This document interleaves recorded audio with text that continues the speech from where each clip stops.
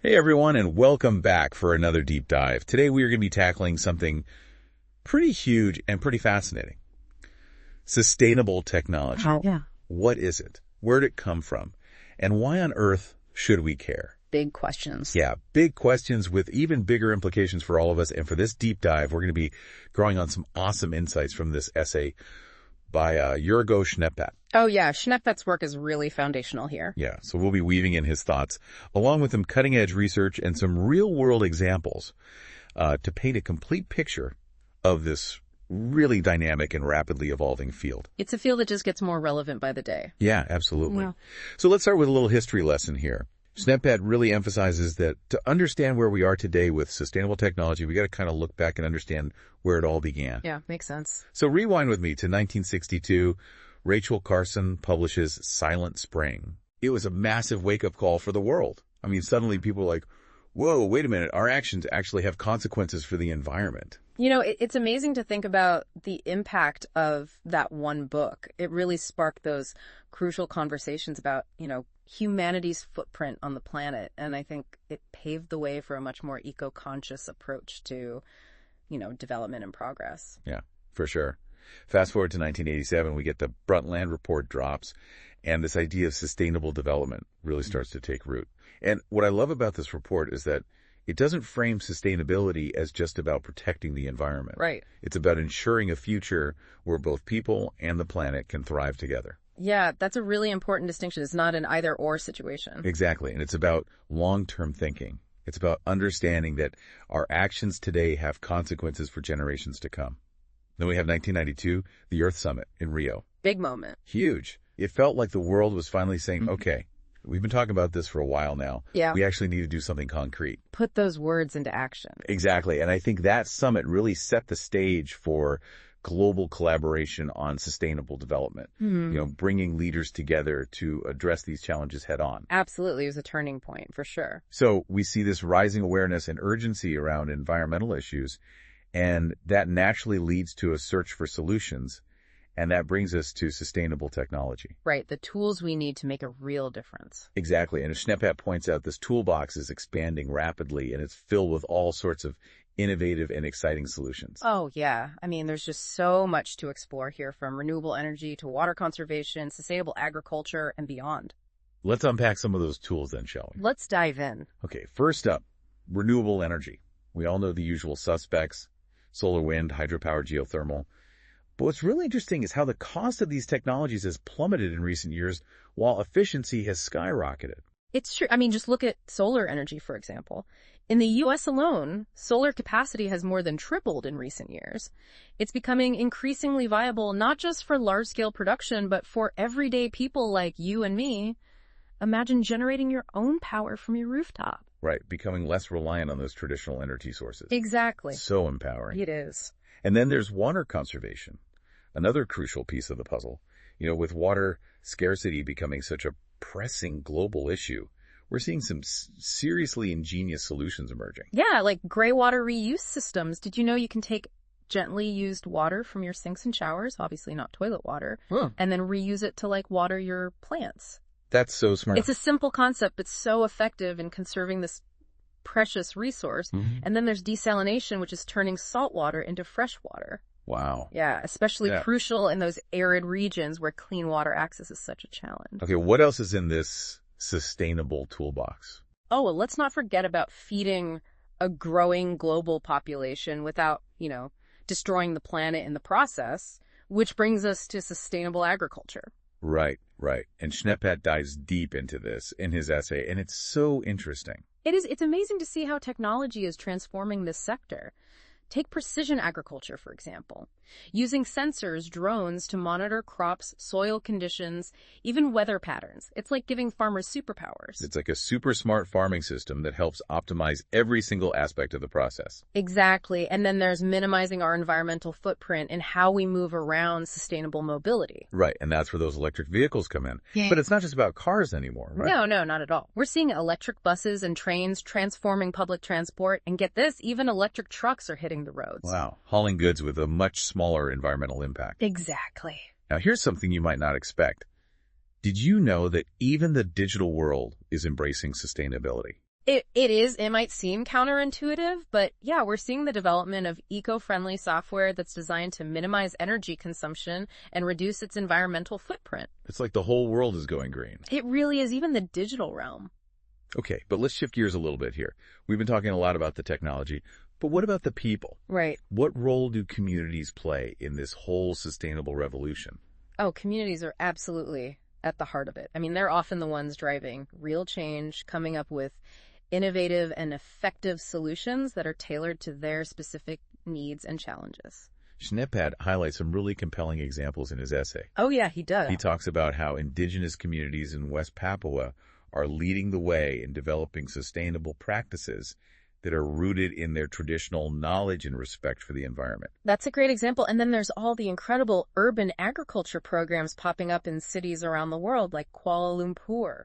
They're turning rooftops and empty lots into these vibrant urban farms. It's amazing to see how people are coming together to create a more sustainable future right in their own backyards. It really is a testament to the power of collective action. So we've seen how sustainable technology is evolving. We've seen how communities are stepping up. But let's get down to brass tacks. Yeah. What's in it for us? Right. What are the benefits? Exactly. What are the real tangible benefits of embracing this movement? Well, I think the benefits are multifaceted. They encompass environmental, economic health, and even social dimensions. And we're not just talking about some vague feel-good benefits here. We're talking about real, tangible impacts that you can see and feel in your everyday life. Okay, break it down for me. Let's start with the environmental benefits. I mean, that's the core of it all, right? Of course, reducing emissions, conserving resources, protecting ecosystems. These are all fundamental to combating climate change and, preserving the planet for future generations. But Schneepat argues that it goes beyond just protecting the environment. Oh, yeah, for sure. He also emphasizes the economic advantages of sustainable technology. Absolutely. I mean, as we transition to a more sustainable economy, new jobs are being created in all these different sectors like renewable energy, sustainable agriculture, green building, and, businesses that embrace sustainable practices often see lower operational costs in the long run. Makes sense. Things like reduced energy bills, less waste, and a lighter environmental footprint, all of which can translate into significant savings. And then there's the impact on our health and well-being, right? I mean, cleaner air, cleaner water, healthier food, a more sustainable lifestyle. I feel like these things all contribute to a better quality of life. They absolutely do. Studies have shown that exposure to nature and green spaces can reduce stress, improve mood, enhance overall well-being. Sustainable living isn't just good for the planet, it's good for you too. It's like this amazing ripple effect. Yeah. Sustainable choices benefit the environment, boost the economy, and improve our health and well-being. It's a win-win-win scenario. Yeah. And it doesn't even stop there. Sustainable technology also has a profound social impact. How so? Well, it fosters a sense of community, it encourages corporate responsibility, it empowers individuals to make a difference. It's about creating a world where we're all connected to something bigger than ourselves, where we're all working together to create a more just and sustainable future. So it's not all sunshine and roses, though, right? Yeah. There must be some challenges to implementing these sustainable technologies. Oh, there are definitely challenges. Schneepat doesn't shy away from that. In his essay, he points out that the path to a sustainable future isn't always easy or straightforward. So let's get real. What are some of those roadblocks? One of the biggest hurdles is infrastructure deficiencies, particularly in those low and middle income countries. They often lack the systems and resources needed to support the widespread adoption of sustainable technologies. Right. And then there's the financial piece of it. Right. Investing in new technologies, especially on a large scale, can be incredibly costly, and not everyone has equal access to those resources. Absolutely. Financial constraints are a major obstacle, and then there are the institutional limitations. Yeah. We need policies and regulations that incentivize sustainable practices and discourage those that are harmful to the environment. So it's a complex web of interconnected challenges. Yeah. But amidst all these hurdles, what role can governments play in shaping a more sustainable future? Oh, governments have a crucial role to play. They can implement policies that encourage the adoption of sustainable technologies like tax credits for renewable energy or subsidies for electric vehicles. They can also invest in research and development to foster innovation and, drive down the cost of these technologies. So it sounds like we need a multi-pronged approach, a combination of technological innovation, government support, community engagement to really make a difference. Exactly. It's not a one-size-fits-all solution. It requires a collaborative effort, bringing together all these different perspectives and expertise to create a sustainable future that works for everyone. And something else that Jörg-Owe really stresses in his essay? What's that? It's making sure these advancements in sustainable technology, they benefit everyone, Yeah. not just a select few. Right. It's not enough to just develop these amazing technologies we have to ensure that they're accessible and beneficial to all. Exactly. We can't just assume that technological progress automatically translates to equitable progress, right? Right. So how do we navigate this technological revolution without, exacerbating existing inequalities? I think it requires a shift in perspective. We need to move away from this idea that technology is a silver bullet, and acknowledge that it can be a double-edged sword. Oh, yeah.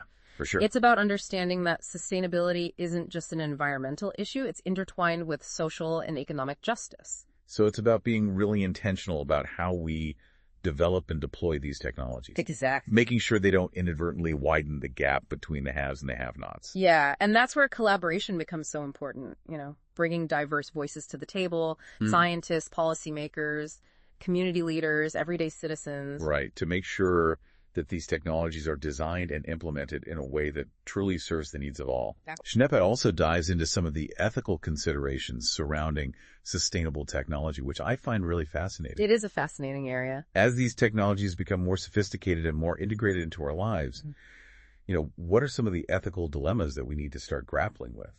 Well, there are quite a few. Yeah. I mean, take artificial intelligence, for example. Oh, yeah. AI is huge. It has the potential to completely revolutionize so many industries, including those focused on sustainability. Like how so? Well, imagine AI-powered systems that can optimize energy use in buildings, or predict and prevent environmental disasters, or even develop new sustainable materials. The possibilities seem almost endless. They do, but it's important to also consider the potential downsides. What do you mean? Well, for one, AI systems are only as good as the data they're trained on. Right. Garbage in, garbage out, as they say. Exactly. And if that data is biased, the AI system will inherit those biases. Oh, wow. Yeah, so it's not just about the technology itself, but how we develop and deploy it responsibly. Yeah. Precisely, we need to ensure that these systems are fair, unbiased, and transparent. So it's about having those open and honest conversations about the potential risks and benefits of AI, involving the public in these discussions, establishing clear ethical guidelines. Exactly. And that requires ongoing dialogue and critical evaluation. We can't just set it and forget it. It's like Schneppert says, technology is a tool, and like any tool, it can be used for good or for ill. Yeah, that's a great analogy. And it's up to us to decide how we wield it. This is where I get really excited because it feels like we're at this pivotal moment. We are. We have this incredible opportunity to leverage technology to create a world that's not just sustainable, but also just equitable and truly thriving. I agree. And Schneppert seems to share that optimism. He believes that technology, when used responsibly and thoughtfully, can be a powerful force for positive change. Okay, but it's not going to happen on its own right. We have to be actively engaged, pushing for the kind of future we want to see. Exactly. So how do we translate that vision into action? Right. What are some concrete steps we can take to harness the power of technology for good? Well, I think it starts with awareness. Educating ourselves about the potential and the pitfalls of these emerging technologies, staying informed about the latest developments, understanding the ethical considerations. So doing our research, reading articles, listening to podcasts like this one. Exactly. Engaging in meaningful conversations about these issues. And then once we have that knowledge, we have to use it right. Absolutely. We need to speak up, advocate for policies that support sustainable and ethical technology development, hold those in power accountable for making responsible choices. And let's not forget the power of consumer choices. We can support companies that are doing things the right way, investing in sustainable practices, developing technologies that benefit both people and the planet. Every dollar we spend is a vote. We can use our purchasing power to support businesses that align with our values and, send a clear message that we demand better, more sustainable solutions. So it's about making conscious decisions in all areas of our lives, from the products we buy to the way we travel, the energy we use, how we dispose of our waste. It's about recognizing that every action we take, no matter how small, contributes to the kind of world we're creating. I love that. It's about making sustainability a part of our daily lives, not just some abstract concept. And that's where I think that community aspect comes back in. We can connect with others who share our values, support local initiatives, work together to build a more sustainable future. Collective action is so powerful. It reminds us that we're not alone in this. We're part of a global movement. Exactly, a collective effort to create a world where both people and the planet can thrive. That's the key takeaway here. The future isn't preordained. We have the power to shape it. We do. We have the knowledge, the technology, the collective will to create a more sustainable and equitable world. But it takes all of us working together to make that vision a reality. It does. I'm feeling pretty inspired right now. I don't know about you. Me too. All this talk about shaping the future gets me energized. Let's take a moment to gather our thoughts, and when we come back, we'll explore some specific examples of how people around the world are already putting these ideas into action, creating real tangible solutions that are making a difference. All right, we are back, and before the break, we were talking about, how we can all play a part in creating a more sustainable future, but sometimes it's easy to get lost in the big picture. Yeah, for sure. So I'm really excited to kind of zoom in and explore some real-world examples of how people are actually putting these ideas into action. Oh, I think you'll find these examples really inspiring. Yeah. They demonstrate that sustainable solutions, they're not just theoretical concepts. They're happening right now all around the world. Okay. So let's start with something that's close to home for many of us. Cities. Okay. As more and more people move into urban areas, the need for sustainable urban development becomes even more critical. Absolutely. And it's not just about reducing the environmental impact of cities. It's about creating urban spaces that are livable, resilient, and equitable for everyone. And Schneepat actually highlights some fascinating examples of cities that are really leading the way in this area. I'm curious which cities stood out to you. Well, Singapore is a great example. They've been at the forefront of sustainable urban development for years, and their approach is incredibly innovative. Oh, yeah. What are they doing? Well, for one, they've invested heavily in what's called green infrastructure, integrating nature into the urban fabric in these really remarkable ways. I've heard about those super trees, those vertical gardens that are not only visually stunning, but they also help to clean the air and provide shade. Exactly. They're a prime example of how Singapore is really blending nature and technology to create a more sustainable and livable city. And they also have rooftop gardens and green walls and parks that are designed to collect and filter rainwater. All these green spaces, they help to reduce the urban heat island effect, improve air quality, create a more pleasant environment for residents. It's like they're turning the entire city into a giant green oasis. It really is an inspiring model. It is. But what about those of us who don't live in these futuristic eco-cities? What can we do to make our own communities more sustainable? Well, there's so much we can do, and Schneepat really emphasizes this. It starts with those individual choices, reducing our consumption, choosing sustainable products, conserving energy and water, all those everyday actions that add up. Right. But it also extends to community involvement, supporting local businesses that are committed to sustainability, getting involved in community gardens and urban farming initiatives, advocating for policies that promote environmental protection. It's about taking action no matter how small. Exactly as Schneepat says, every step we take in the right direction matters. Okay, but let's zoom out even further for a second. Yeah. What about the role of technology in tackling these big global challenges like climate change and poverty? Yeah, those are the big ones, and technology has a crucial role to play on that global stage. We're seeing these game-changing advancements in areas like renewable energy, sustainable agriculture, even carbon capture technology, These innovations hold immense potential for mitigating climate change, alleviating poverty, creating a more sustainable and equitable world. Okay, so let's talk about those specifically. Like renewable energy seems to be gaining incredible momentum these days. It is. The cost of solar and wind power has plummeted in recent years, making them more competitive than ever with those fossil fuels. Right. And as battery technology continues to improve, we're seeing more and more homes, businesses, even entire communities going off-grid, relying on their own renewable energy sources. Wow. So it's not only reducing our reliance on fossil fuels, but it's empowering individuals and communities to become more self-sufficient. Exactly. It's a win-win. What about sustainable agriculture? Yeah. How can technology help us feed a growing global population without, further damaging the planet? Right, because we got to eat. We do, and there are so many innovations happening in this space. We're seeing precision farming techniques that use sensors and data analytics to optimize crop yields and minimize the use of water fertilizers and pesticides. And we're also seeing the rise of vertical farming, which allows us to grow food in urban environments, which reduces transportation costs and environmental impact while increasing access to fresh local produce. So cool. It is pretty amazing. I've also heard a lot about carbon capture technology. Is that a viable solution for mitigating climate change, or is it still kind of in the realm of science fiction? It's rapidly becoming a reality. Companies are developing these innovative systems that can actually capture carbon dioxide directly from the atmosphere and then store it safely underground. Wow. Or even use it to create valuable products. That's incredible. It is, while it's still in its early stages, this technology holds immense potential for reducing our carbon footprint and mitigating those impacts of climate change. It sounds like we are on the brink of some major breakthroughs in this fight for a sustainable future. We are, but as Schnippet reminds us, we need to approach these advancements with both optimism and caution.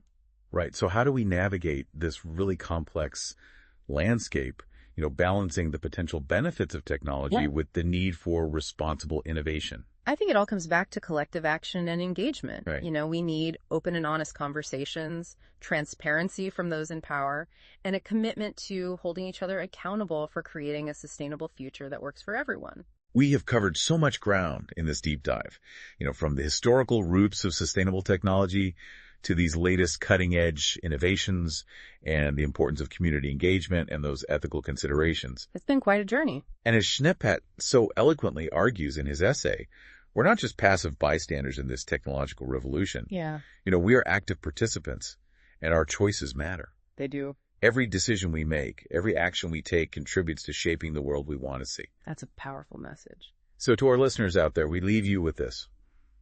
What will you do today to contribute to a more sustainable future? Remember, no action is too small. Every step we take in the right direction, collectively and individually, brings us closer to that world. We envision a world where both people and the planet can thrive. Couldn't have said it better myself. Thanks for joining us on this deep dive into the world of sustainable technology. I hope you found it informative and inspiring. Me too. Until next time, keep exploring, keep questioning, and keep diving deep.